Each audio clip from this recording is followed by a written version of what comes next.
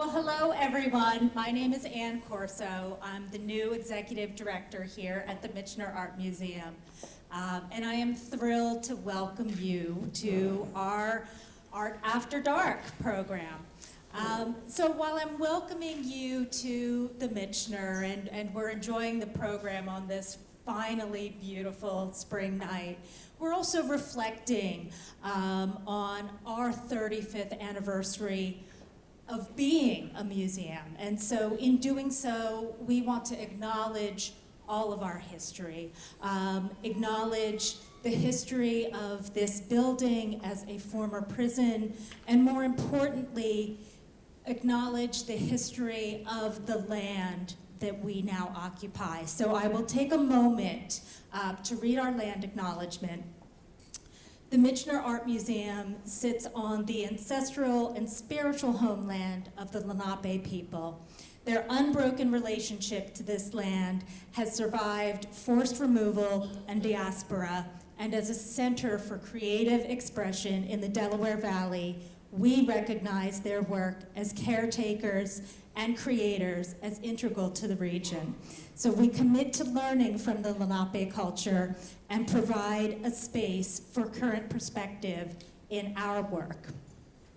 But of course, as we're here tonight, I also want to acknowledge the wonderful 40-year history of CFEVA. So for those of you who are not part of the organization, for those of you who are joining us as guests, you should all know that CFEVA was founded in 1983 as a support system for visual artists in the greater Philadelphia region. And in this time, it's dedicated itself to creating sustainable practices for artists to reach new audiences and to create an awareness among its community members. And CFEVA's support of visual artists is critical to maintaining an equitable and accessible cultural ecosystem and the free exchange of ideas in the region's creative economy. So tonight, our artists who are on this panel from CFEVA, Donald Camp, Ziui Chen, and Sophie Glenn, will have a wonderful conversation with our own Jerry and Marguerite Lendfest Chief Curator, Laura Igoe. So please, everyone, let's welcome our guest artists in celebration of this amazing moment in CFEVA's history. Thank you all.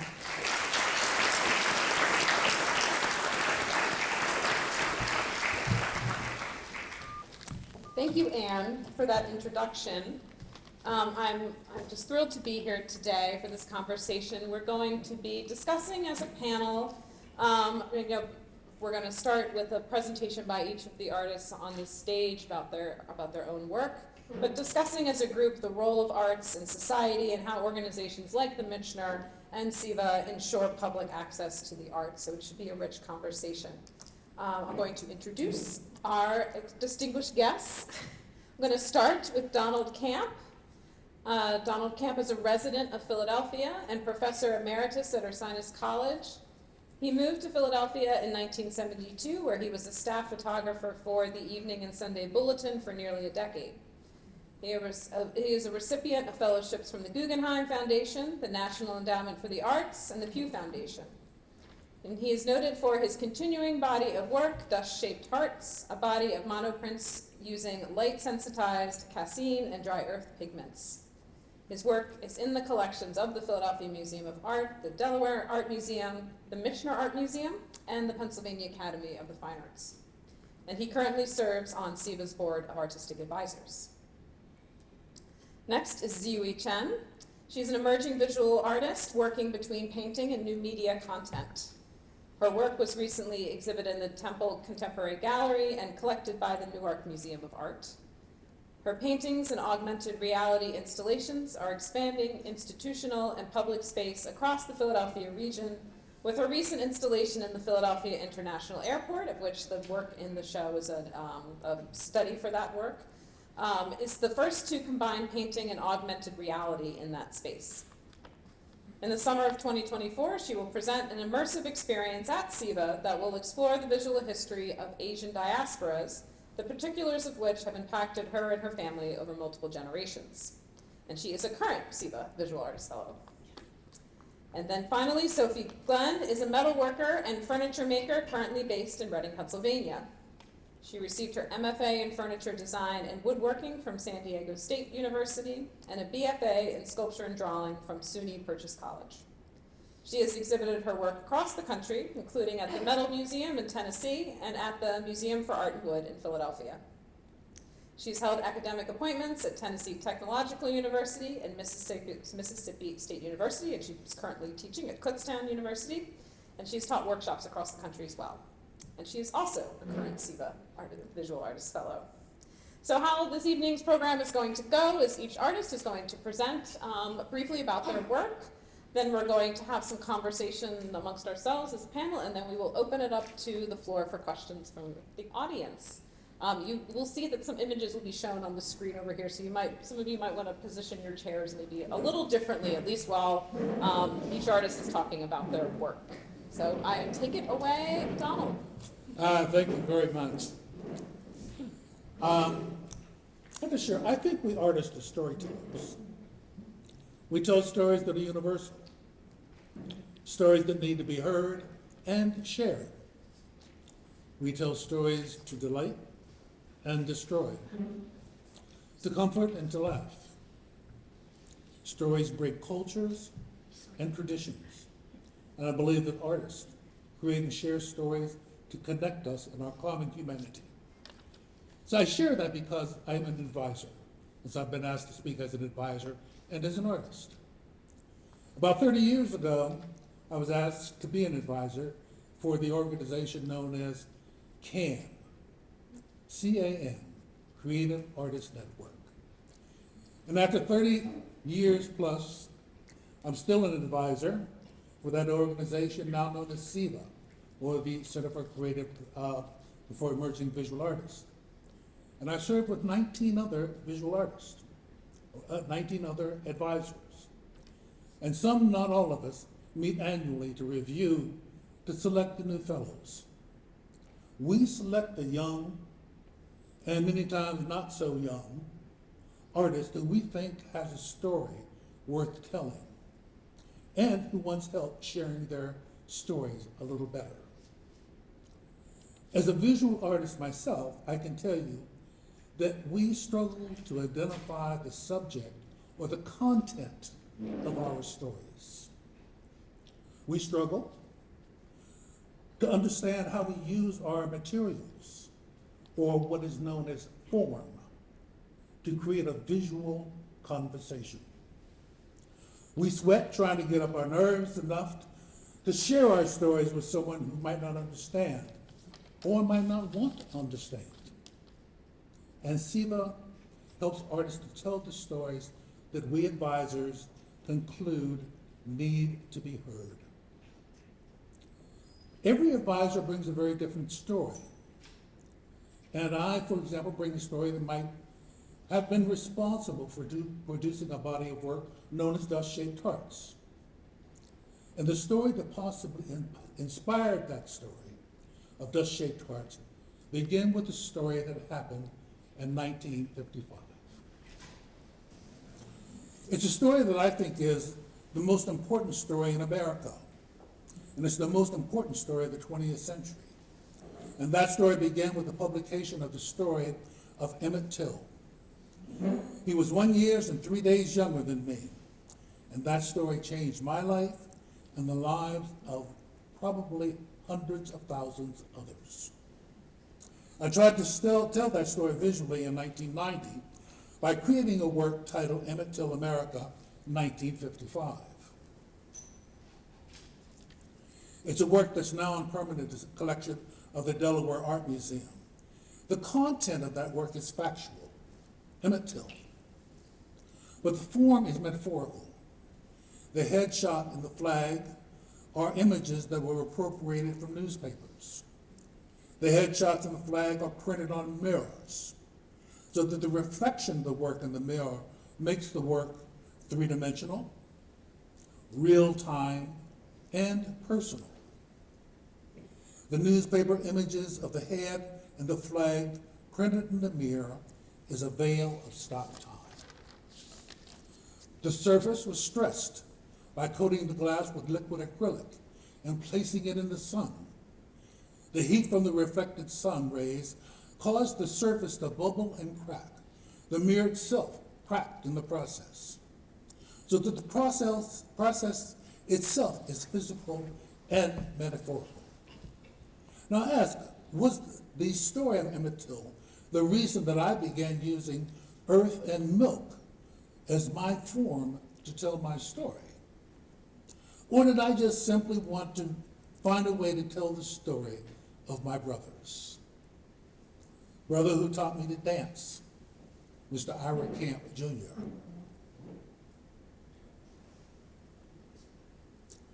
Brother who taught me nobility, Dr. Hubert Camp.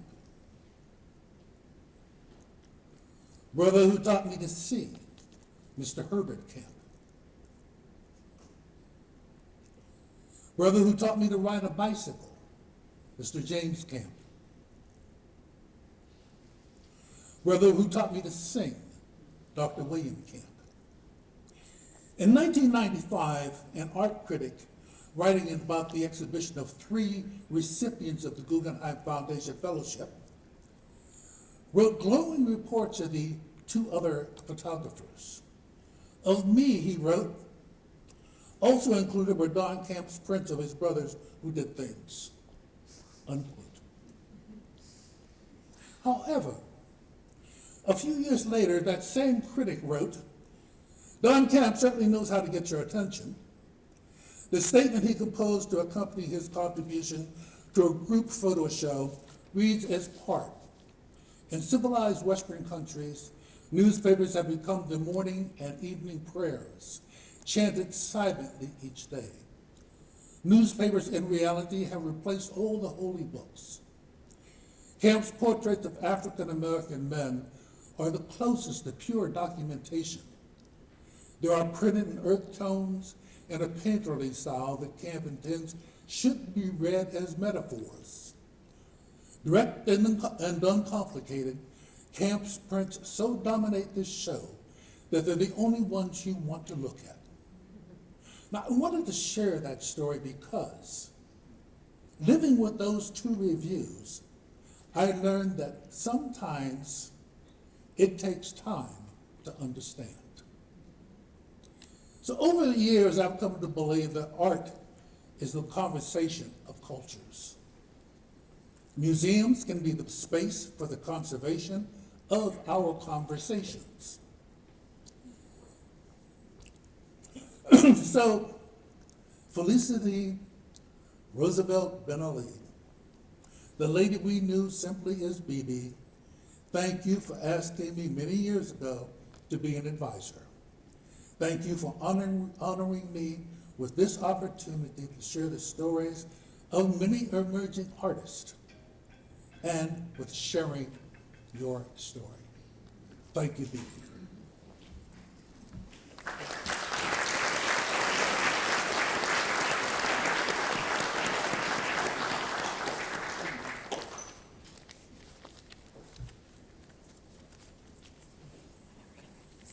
Okay. I have to confess, English is my second language. When I get so exciting, sometimes my English gets strange. So I will use what I wrote guide me through this conversation. And first, I want to thank everyone for coming tonight. Thank you, CFEVA, and the Center for Emerging Visual Artists and the Michener Museum for making this exhibition happen. I want to start with introduction about myself. I'm Ziui Chen. I'm an interdisciplinary artist, and I also have been a designer for many years, practicing inclusive design. I see my art and design experience as a way to understand the human body as my native language. Follow my brush stroke and on the canvas as a direct behavior, as a possibility of communication from this language to consistently forming and reforming and hover between figuration and abstraction. This approach reflects on the ideogram culture I grew up, the human body as a way of spoken and written language, or figurative language, a daily fabric embodying how we think and act together. I want to talk a little bit more about the pieces showing in Michener Museum now. It is actually started with Philadelphia International Airport commissioned this piece to be shown in Terminal F as a mural experience. It began in the end of 2022 winter and recently concluded at the end of March. The whole painting experience in the studio feel like a transition between winter and to spring and the summer. And this unexpected journey resulted in the painting feature 40 schoolgirls, each reflecting on my personal growth and change. Over time, those figures embody the unspoken narrative of anticipation and reunion as silent storytellers. I continue this story with a digital medium. So I sculpting a 40 girl in uniform, animate them on the screen, and bring them into the augmented reality. To enhance the experience, I incorporate an augmented reality so you can access through your phone, capture the joy of being together, and share a sense of security, and this exuberation of a collective movement. As an artist working in painting and digital installation, my work is a reflection of my unique journey as an Asian woman, born in West China and moved to bigger cities like Chengdu and Chongqing, Beijing and Shanghai, and then moved to Ann Arbor, Michigan, and Detroit, and now living in Philadelphia, in the United States. This experience of traveling and living in a foreign language have deeply influenced on me and shaping my research and thinking. The most compelling work can emerge on the edge, where the identity are situational and ever evolving. This distinct perspective of being an insider and an outsider sometimes feel like being a stranger exploring stranger idea in a stranger land. Allow me to navigate the uncertainty of our time with a sense of liberation. That's my story. And I move to Sophie.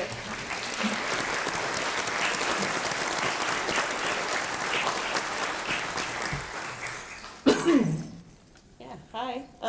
Everyone hear me okay? Thank you all for coming. I really appreciate it. Thank you to the Michener for putting on the show. Thank you to CFEVA for letting me have this experience.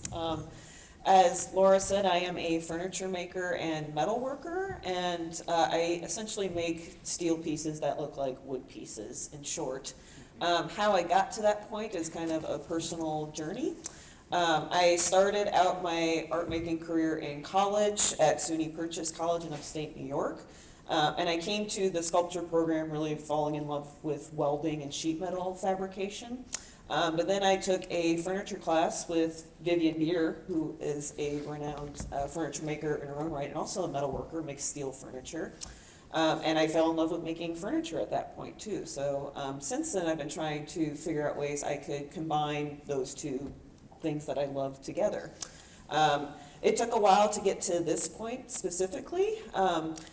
From SUNY Purchase, I went to San Diego State University because I wanted to get a more formal woodworking education. I was lucky enough to study under Wendy Maruyama before she retired from that program. And I felt a lot of pressure, not only from Wendy, but from my other graduate cohort to actually get more into woodworking. And I do really love woodworking, but it's just not my main material that I fell in love with. So I always tried to combine the two materials together. My thesis work from there was sort of more sculptural works that had wood and metal integrated together. At the time I really enjoyed it, but it soon became a body of work that I became really tired of. From San Diego State, I did a residency at the Appalachian Center for Craft, which is in Smithville, Tennessee, middle of nowhere, Tennessee, just outside of Nashville. And it was there, I was doing a woodworking residency, but I continued that body of wood and steel works. And that program has a lot of community programs that they run, so they do a lot of public like interactions and events and things like that. So I had a few people go to my studio, and I had some works on display that were wood and steel, and the steel were powder coated pieces, so they were all colored and bright. And they didn't notice the steel. They were like, what parts are the steel? And like, I could see the wood, but what parts are the steel? And it really kind of aggravated me a little bit, because I was trying to highlight both of these materials. And at that point, I just decided if people were going to assume that these pieces were made entirely out of wood, that I should just kind of trick them into believing that that's what they were seeing. So I decided from there to just make the pieces entirely out of steel and take wood almost entirely out of the equation. So since then, I've been recreating kind of classic designs completely out of metal, and to do that, I do lots of different sheet metal fabrications. Techniques, and I also incorporate some woodworking techniques. So the piece that's actually in the show, Gorgeous George, has some bent arms that are made out of square tubing that's been kerf bent, which is a technique in woodworking where you basically make a series of cuts to sort of alleviate a lot of the tension, so you're able to make curves in wood. But not having a whole lot of tools at my disposal at the time, I figured that could work with metal too, and sure enough, it did. So that's how I was able to make a lot of these different curves and sort of trick people into believing that they were looking at wood pieces of furniture. And a lot of the finishes here are, I paint the pieces and I sand them back to expose the raw metal again. And then I'll use a solution of vinegar, peroxide, and salt to rust them immediately, so it looks like kind of older antique pieces of furniture. And that piece there has a seat that's made entirely out of steel wool. So I'm incorporating steel into all elements of this, and actually tricking you into thinking you're looking at a fibrous material at that point too. I think that's pretty much the gist. So thank you. Yeah.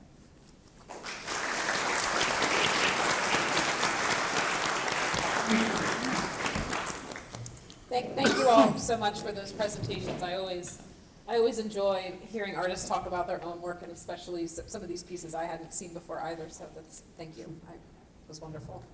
I thought we would start our conversation by talking about really the organization that brought us all here, the Center for Emerging Visual Artists and CFEVA, as you each are involved in CFEVA in different capacities, either as artistic advisor or visual artist fellows.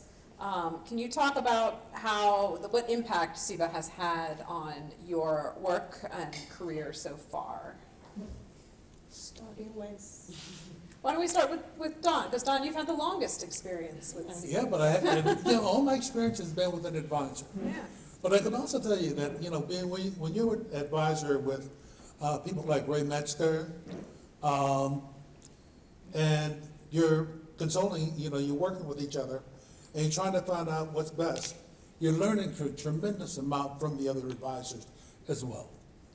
And I think the thing is when I showed my work, I'm very serious. I'm just a very serious person. And my art is very serious. So when I'm on a panel with someone who is looking at more joy in life, it's very serious. It's very difficult for me to understand where they're coming from. But I listen and I learn. And so I learned a lot about a lot of different art just by being an advisor from the other advisors. And also later on, I have the opportunity to meet with some of the fellows. Later on in the month, we're going to be meeting. And I can hear the stories again. And I can ask questions and I can promote. Being a mentor is one of the most beautiful things you can be. When you finally see someone's work being seen and shared, it's almost as good as seeing my work. Almost. I was just going to say, I think it's funny you describe yourself as serious, because I think you have a great sense of humor, Don, so I don't know if I'm serious about that too. Entirely. How about you, Z? Yeah, I get to know CFEVA and at a very important time, because at the time I was about to give up. And because I come here and I don't know anybody in our community, and just have a story and to tell. And so CFEVA gave me a sense of community. Sorry, I'm saying still remember that experience of come to Philadelphia.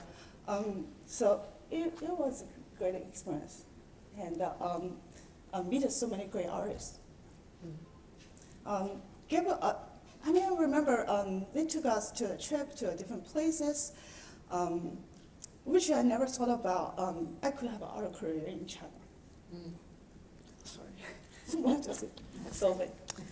Yeah, I mean, for me, I was fresh to Pennsylvania. Like, my partner and I moved to Reading 3 years ago, so it was new to both of us. I was born in New York, and he was born in Tennessee, so we were just like, let's see what Pennsylvania and Philadelphia is all about. So being able to be a part of CFEVA and be, I was a finalist first for the fellowship, and then I eventually got the fellowship this past year. It's been really great in a lot of ways. Just like Z said, it was taking field trips like the West Collection and then coming here to see the show for the first time. It was really wonderful. And being exposed to all sorts of new art and new artists. It's been one of the most welcoming experiences I've had as an artist, working for most of about 10 years now. And it's also a little bit, I guess, validating to an extent, because like I've been working towards, or working at this body of work for about 6 or 7 years. And I was living in Tennessee and Mississippi before then and really wasn't going anywhere down there. So to come back up to the Northeast and have the work be as like as respected and as get as well received as it's been really humbling in a lot of ways too. So it's been special to say the least. Yeah, It's great. I know you all have had exhibitions at galleries, museums, even well, you've been here too at this museum, and so you've worked with different fine arts institutions beyond CFEVA, but other institutions along the lines of museums, galleries, other places like that. I'm wondering, and Don very provocatively ended his slideshow with saying that museums are a place for conservation of conversations, which I love. So wondering what you see roles of institutions like the Michener, for example, in working with artists or showing artists' work. How has your experience been working with these institutions? What do you want to see from them, I guess, as artists, contemporary artists in the area? Maybe we'll mix it up. We can start with you, Z. I'll put you on the spot. Okay. I feel like having receiving generous support from the museum in this region, and started with Philadelphia International Airport. Maybe it's not a museum, but it's an institution. Yeah. Mm-hmm. And enormous support from Newark Museum of Art, and recently Philadelphia Museum of Art, and Tyler School of Art and Architecture. And I think I work with them through the conversation, talking about my work, have an exhibition opportunity, have a chance to work with other artists in my work and teaching with other colleagues. And so they are great support, and to have a chance to even just have a conversation with them. And a Newark Art Museum is the one generously support me and collect my piece. So it's been great support. That's great. And what piece of yours is at the Newark Art Museum? Oh, I think Is it it's one that you showed earlier? Yeah, it's Yeah. over in the presentation, and it's a 3-piece of 18 by 24 and small pieces, 3 pieces of artwork. Yeah, and during COVID time. Wonderful. How about you, Sophie? Yeah, I mean, there's such an abundance of museums and galleries in this region, not just in Philadelphia, but in all of Pennsylvania and the Northeast. So it's been really lovely to see that and to get all sorts of support, like Z was saying, from all these different institutions. And it's great that like programs like this can happen as a result of these institutions. And it's great to see that there is that this is like being valued as an important opportunity for not just us as artists, but for those who actually want to come see our work and want to hear us talk about this work. And for me, it's been like really great because I also got a very recent acquisition too from the Westmoreland Museum. So that, yes, that's nice. Thank you. Yeah. And I didn't really see that in my future, or at least not in my immediate future. So it's reaffirming that moving up here has been like a really great move for me. And yeah, just happy to be a part of it. Awesome. Yeah, there's a lot of positive things that are happening in this area. I'm particularly impressed with the Michener. Well, thank you. I didn't even pay him to say that. And the check is in the mail, correct? Okay, yeah. Okay. No, I'm particularly impressed with the Michener because you pay attention to local. And I think I'm not so impressed living in Philadelphia. And please don't let this go beyond this room. But I do wish a museum that was called the Philadelphia Museum of Art would pay more attention to Philadelphia artists. Fair, yeah. Because the Philadelphia artists, we have an incredible abundance of astounding artists. And I find it rather sad that our museum is constantly paying attention to artists of the last century, or not even the last century, the century before. And that's the major show now, with an occasional sprinkling of contemporary work. And unless the museums are paying attention to contemporary work, then they're not paying attention to the contemporary conversations that are needed for us to meld as cultures. And so, that's it. That's all I have to say. There are some smaller museums that are doing wonderful jobs. I wish the major museums that our tax money is supporting paid a little bit more attention to us. I think that's a good lead into a question, and we've had conversations about this prior to this panel too. But what does Philadelphia, I guess the greater Philadelphia area, including this area too, what's lacking? Like what's needed, I guess, for artists, or what space do you see for opportunity for new ways of engaging with contemporary art here in this area? Don, do you have something top of mind? I wish I did. Yeah. I don't. The positive thing that I have is that the Philadelphia artists are really wonderful. We work together. We're not jealous of each other. There's not this competition between us. And I find that extremely helpful. And for example, there's a group of artists, last Sunday of every month for the past 20 years. We've been getting together in a restaurant for dinner. We have been at a low of maybe 4 or 5 attending to 30 or 40 people attending. And we get together and we talk and we laugh and we tell stories, we lie, and do all those wonderful things. And we do this every last Sunday of the month. And then we get together. I mean, some of us get together, we talk and we share. The Philadelphia artists, I don't know if there's any other group like us. And the thing is we are good. I can't help. I have to say that over and over again. We are excellent. We're world-worthy artists. Yeah, I kind of agree with everything Don said there.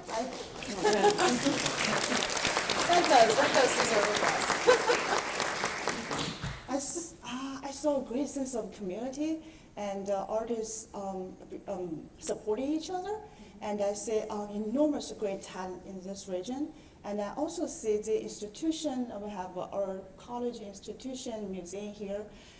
In my dream, I'm thinking about it would be great to have an art expo and art, correct me if my English is not correct for this one, biennial and other places. And that would be great to support and to bring the people from outside, of people, even part of the city planning development, and understand these places. And I thought this would be a great opportunity. Yeah. With all the great organization, institution already here. Yeah. Yeah. Yeah. Interesting idea. Yeah, I think Don and Z kind of said it all. And even as like an outsider in Reading, I felt like a really great sense of community and like other Philadelphia artists that I know and I have. It was like an immediate, like I felt a part of that community. And there was a great sense of camaraderie and as Don was saying, like such great artwork being made in the Philadelphia region and really like a lack of competitive nature in that too. Like we're all just trying to help each other out and wanting to make the best work that we can. We're all just like supporting each other, and that's really great to see. And yeah, so. And you know, Sophie and Z, you two as you self-described outsiders, right, that are new to the city. And Don, I know you have not always been in the city, but have been in the city for some time. How have you connected with that community? Like especially thinking Z and Sophie, people who are moved here more recently, how did you start make those connections? Like besides, of course, CFEVA, what resources were available to you?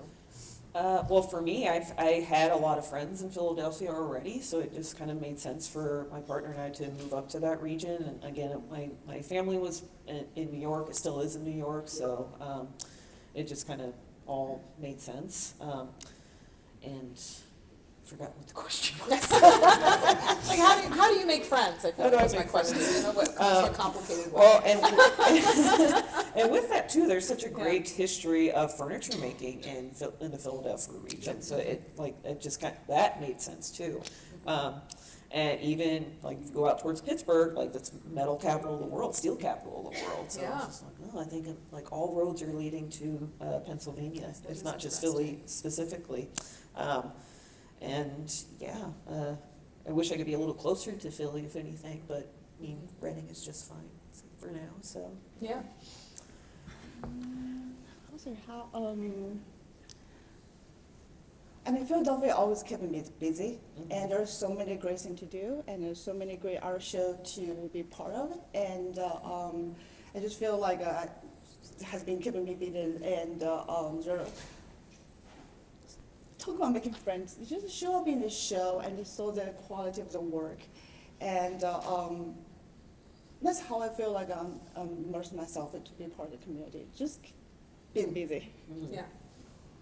Did you want to add anything, Don, or you? No, that's You're good? Yeah. that's my feeling. Yeah. Okay. Yes. My name is Lawrence Saltzman. I'm one of the artists in the show. I am not able to stay too long. Tonight's my wife's birthday. She's 84. Oh, happy birthday. And we want to go out and celebrate. But I would like to add something that some have noted and some may have missed. One of the people most important to CFEVA is our mutual friend, Bibi Ben-Olio. It's unfortunate that none of you never knew Bibi. I've known Bibi since the mid-'80s when she sent her son, Archer, to be my assistant in Turkey. And Bibi was the kind of personality, as anyone who knows her, knew her, can tell you, who was a very can-do person. So all of you, not Don, but the two of you ladies sitting there, are the benefit of Bibi. And you don't really know it because you never really knew Bibi. But Bibi was the kind of person. Is everyone able to hear what I'm saying, perhaps? I don't know. It's okay. And Bibi was the kind of person that my wife could tell you. We knew her. She and her husband came to visit us in Turkey on several occasions, and we knew her on many occasions. She was the kind of woman who would join a group of 89-year-old Jewish men and ride her bike across Iowa as part of the Iowa Ragbri one summer, and also was a very avid bike rider herself. So she was the kind of person who made can become a reality, and it's through her efforts that all of you are benefiting today. Because what her main message was, is sort of what you're kind of expressing now, you know, talking about this is what we could do or can do, but Bibi made it happen. Because Bibi's personality was such. Bibi was a woman of privilege. She was actually, if you probably don't know this, a Roosevelt.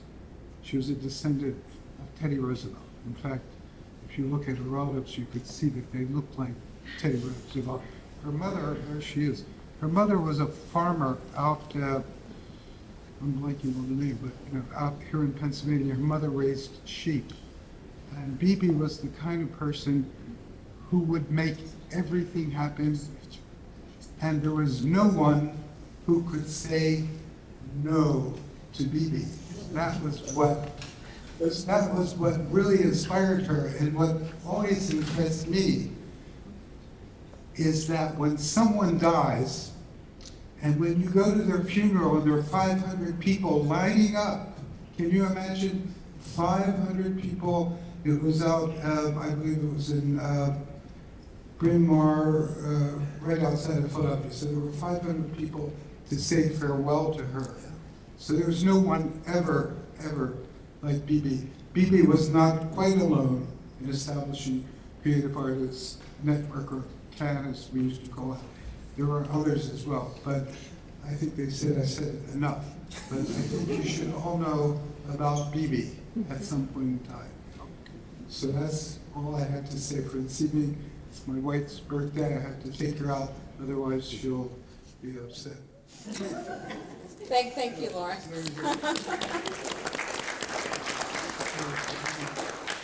Thank you for that tribute to Bibi. That's lovely. One that you deserve. I think now I'm going to open it up to other questions from the audience. We do have people walking around with microphones, I believe, so, yes. And just wait. Okay, well, we might, I don't know, we might give it to you anyway. I'm just curious what currently inspires you. Did everybody hear that? Yeah. What currently inspires your work? I can start talking about, currently, I'm super fascinated with technology. Because when I was very small, I was diagnosed with my eye is not perfect. And the doctors think probably I will lose my sight when I get older, and I'm extremely nearsighted. So I see my limitation of my body at very young ages, and I started to have a lens. And so this kind of gave me a sense of limitation, but also gave me a sense of dreaming, social dreaming at the same time with the technology can do. I'm extremely interested in how they use the technology to see femininity in the work, how technology reading and the vision, like sees the work.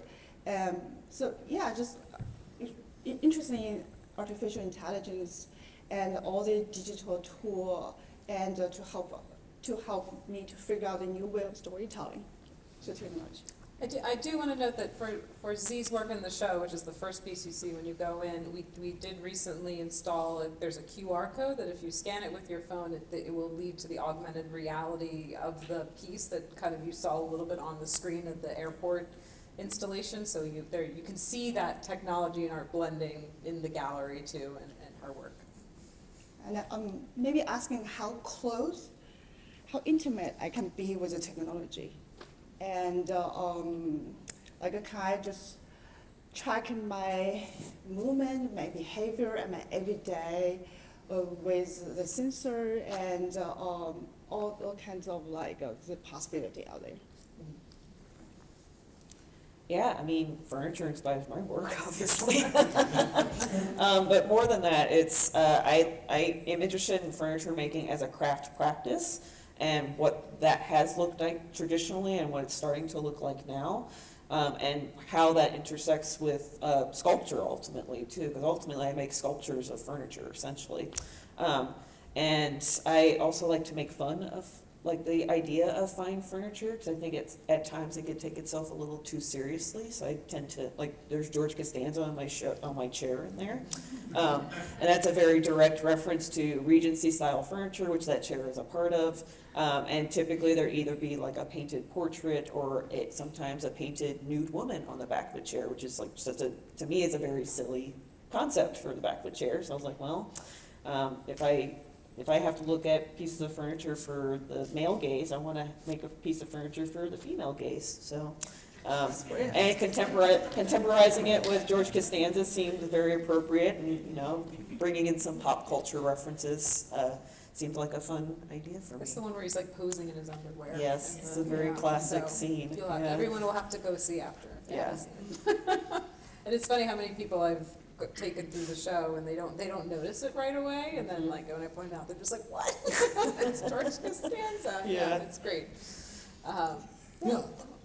I'm having fun right now in that about a decade ago, I was having a conversation with one of my brothers, the brother who taught me to sing.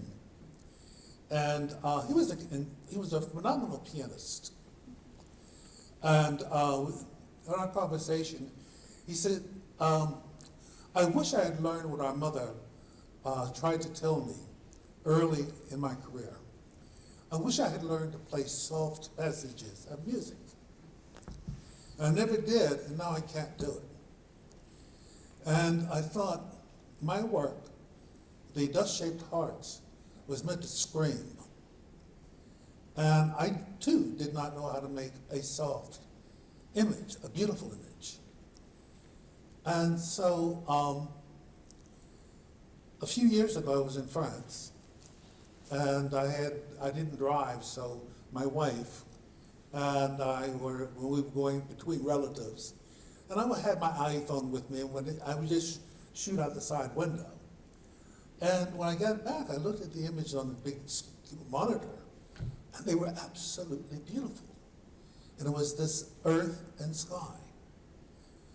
And so this relationship that I'm doing within a square format, which eliminates that landscape portrait concept of the composition, and divided equally or almost equally, there's this beautiful balance between what's happening in the sky and what's happening on the land.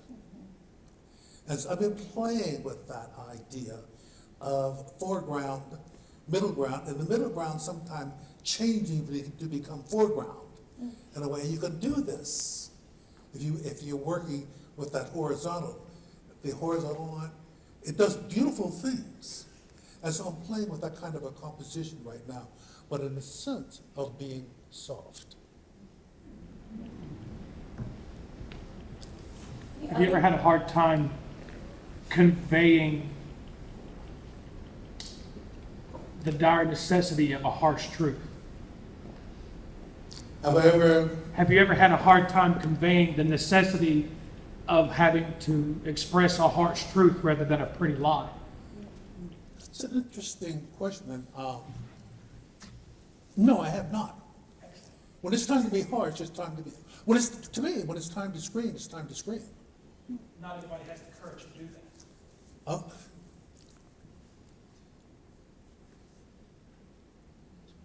It's interesting. I've always had the courage to do it. You step in my foot, I have to till you get off. And so when it's time to scream, I scream. It's time to be soft. It's the softness that really was difficult, that's true. Because the softness could also be mistaken for, I always felt the softness could be mistaken for weakness or prettiness. And it's not pretty, it's beautiful. And there's a difference between beauty. Now, let me share this real quick. And this is a Dick Gregoryism. I was listening to him, and he was talking with a group of young college ladies at a women's college. And he says, don't make the mistake of thinking that you're beautiful when you're glamorous. You're glamour outside, beauty inside. Now, be beautiful. I looked at that, he had the nerve to say that, but it's true. And it applies to my work. I don't want my work to be pretty, but I do want it to be beautiful. We have a question over here.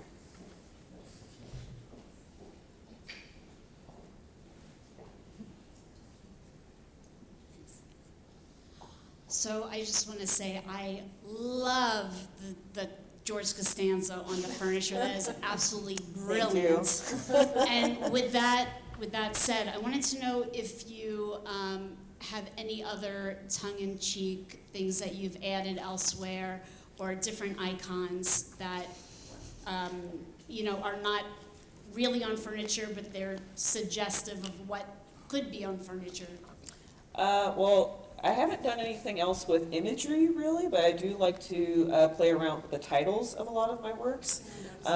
So there was a green chair, so Purple Rain is referring to Prince really, and it's a Windsor style chair, so there's like kind of a play on words there. And then there's a Daryl Dragon, which is a captain's chair. So the little green one that popped up, there he is. Daryl Dragon is the captain of the Captain Tennille's real name, and it's a captain's chair. So it's like really stupid title, but so it just to me it made sense. So I just tend to play around with titles a bit and try to reference maybe a little bit older pop culture references, but also more contemporary ones So as you're well. mixing the serious with the playful, which is Yeah. wonderful. Thank you. Thank you. Look forward to seeing more. Looking forward to seeing Mark Scrap Love. Yeah, I'll get there. Do that just for you. We have a question over here. Thank you, Rochelle. Welcome. Sticking with the chairs, I'm just wondering if your sculpture is functional. I get that question a lot, actually. As a furniture maker, I do always make them to be functional. And I've actually been thinking about this question a lot more recently. And I don't really envision any of my pieces of furniture, like I don't see anyone buying 10 pieces of the same chair and using them at a dining room table first. So I don't think they really function in that way. So they are becoming more sculptures than they are functional furniture pieces. But you can technically sit on them or use them, yes. I was particularly compelled to ask because of the what was the Steel wool. The steel wool suit. Yeah. It's like, I don't know if I wanted to sit. Well, yeah. So I've actually very gently sat on that one before, just kind of like bracing my arms around it. Does it hold on to you? Like it's not going to let you go very easily? I don't That quite- scratchiness, maybe? Yeah. Yeah, I mean, I don't know if I Holes in your trust it pants. for a long period of time. It might abrade your Yeah. pants after a while, yeah. But that's definitely more of like a sculptural piece than it is a functional one for sure. And it's really just highlighting steel as a material too, because steel wool is just another byproduct of steel, really. And having it mimic a fibrous material like that just kind of made sense, yeah. I think I just got it, the steel wool black sheep. Like it just clicked for me. Yeah, Yep. see, you get it. I'm a little slow. One last thing. Sure. I cannot remember her name, but the woman who is that Bucks County Community College has a stellar, woodworking certification Oh, program. yeah. And the woman that's the head of that, and maybe sculptor, she does everything on wood, but they're all chair-ish. And it just might be something that you would, be interested in. They're like elongated chairs and whatever, but it's, anyway. Thank you. Who is it? Mark, do you know who that is?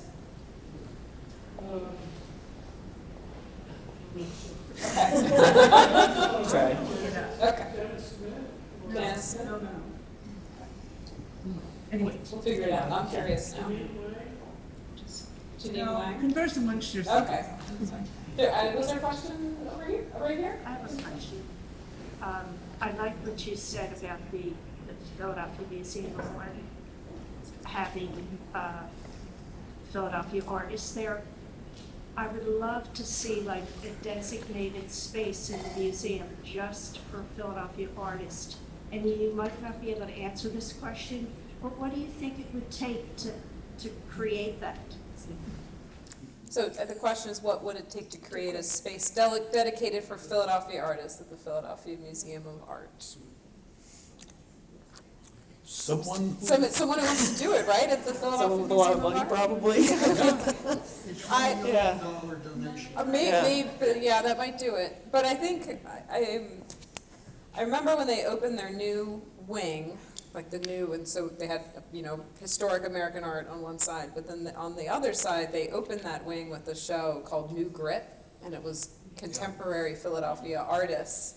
And I just remember going to see that show and feeling like there was so much energy in that space. Like it was clear that the people wanted that, like they wanted to see Philadelphia artists in the Philadelphia Museum of Art. And it was a great exhibition too. And I haven't seen something like that since then because it was temporary. But I thought that was, and I think it was one of the first times that the museum has done something like that before. It shouldn't be the last, really. It shouldn't, it's Yeah. true.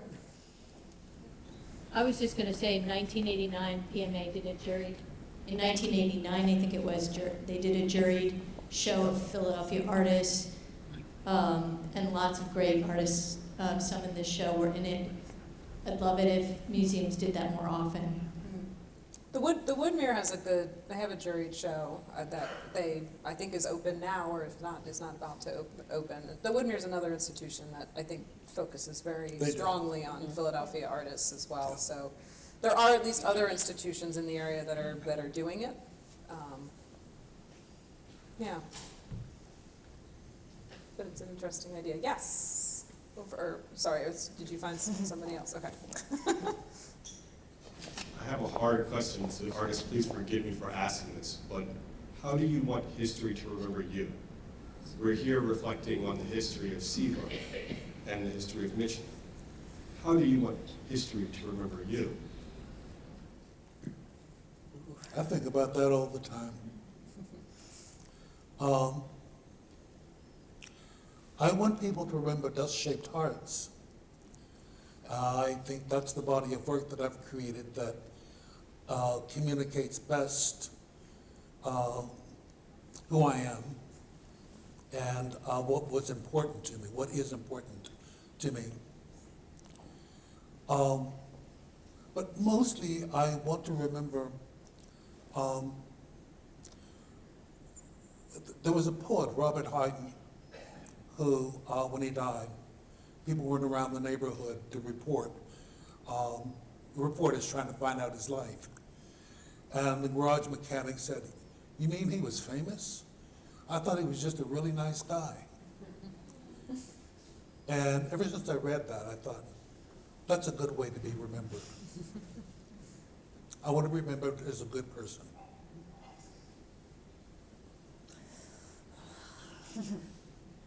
I want to be remembered as always hopeful and joyful. And even in dark times, always hope. And unconditionally optimistic. I like both those answers.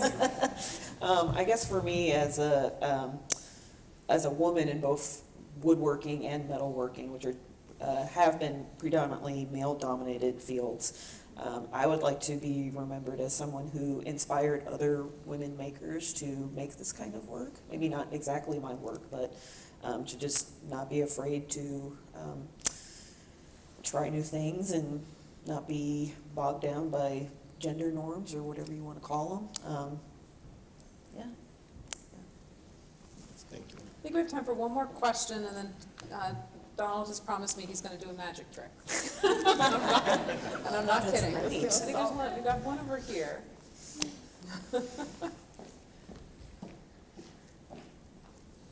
I have a suggestion that comes out of the question about what would unite something like Philadelphia artists with museums. Recently, there's the phenomena of taking very old photography, like turn of this last century photography, and colorizing it. And a lot was done by the fellow that directed Lord of the Rings. And I appreciated it very much because it made the humanity of the people in the pictures very vivid to me. I can imagine myself being amongst them, where in the ancient views in black and white, they seem very much lost to time. Now, I think we should always be very interested in trying to reach to the universality of the human family. And I think that a lot of curation could be done that took contemporary artists and brought them together with themes that are drawing on how people were as expressed in painting in long ago days. Because the idea of being a furniture maker, yes, is dominated by a traditional male concept, but yet the humanity that's operating 100 years ago to build a beautiful piece of furniture, or build something that evokes admiration, is the same as is expressed in your heart. And to have a conversation that relates those two, or similar conversation where you take themes that artists are exploring. I mean, for instance, with your beautiful pictures, it would be really interesting to sort of see how, say, people in China would see these pictures and know how they were being seen by people in the United States. Just cross-fertilization like that is what I would suggest the approach could be in curation. I mean, obviously, people keep on going back to the 1800s, but it's more of a status thing. It's just an expression of, you know, if you have one of these, you're very, very wealthy, and we should bow down before them. Well, what's really important about them is the humanity they express and the messages that they were trying to convey in them. The fact that a Matisse can sell for $100 million is really irrelevant to what he was trying to do. You know, and so, more cross-fertilization in curation. Thank you. All right. Magic. I've been asked, I guess, I know a lot of artists do two or more things. Like I know one painter who is a speed skater. And I found out when I talk with them, artists do two or three things, and some of them they do very well. So I want to tell you a story. Around 1870, in Paris, about 9 o'clock in the evening, there were a group of writers. And one of them was named Guy de Maupassant. And he bragged, you know, I can write a story about anything. Well, one of the other writers looked around and he saw a ball of string. And he said, write a story about a piece of string. Well, Maupassant thought about it, went home, and thought about it. And I happen to have a piece of string here. Yeah. When you're a magician, you're always prepared, you know. So I thought I would tell you a story about a piece of string. Because a piece of string can be anything. It can be a snake.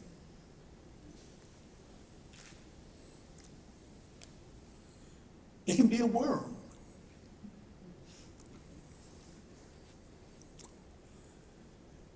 But when you're getting ready to do a piece of art, that's when it becomes difficult. You have to look at your material. And in this particular case, the form is a piece of thread, cotton thread that's not very strong.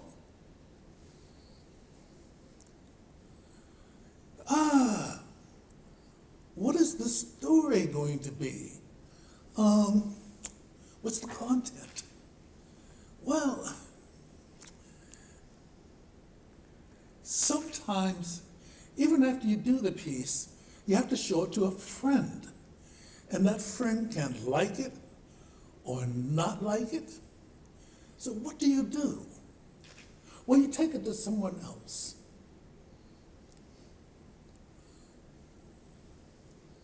And you try your best to get it seen by someone.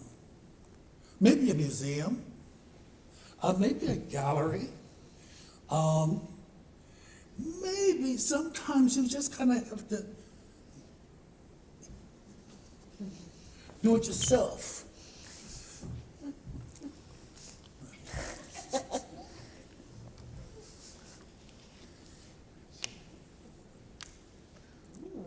Well, now the magic is you just have to hang in there. No, not really. Because you see, doing a piece of art is like magic. Once you kind of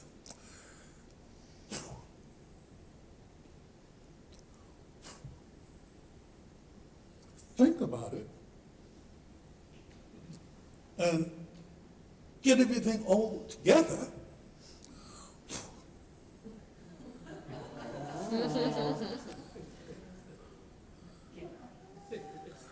just maybe you have a piece of art.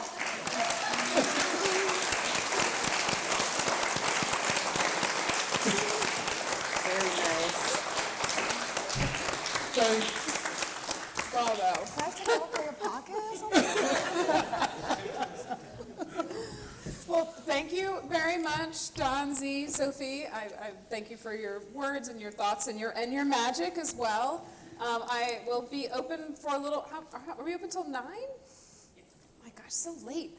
Please, I'm going to be in bed, but please go visit the exhibition and see the work in person. Thank you all for coming. Thank you.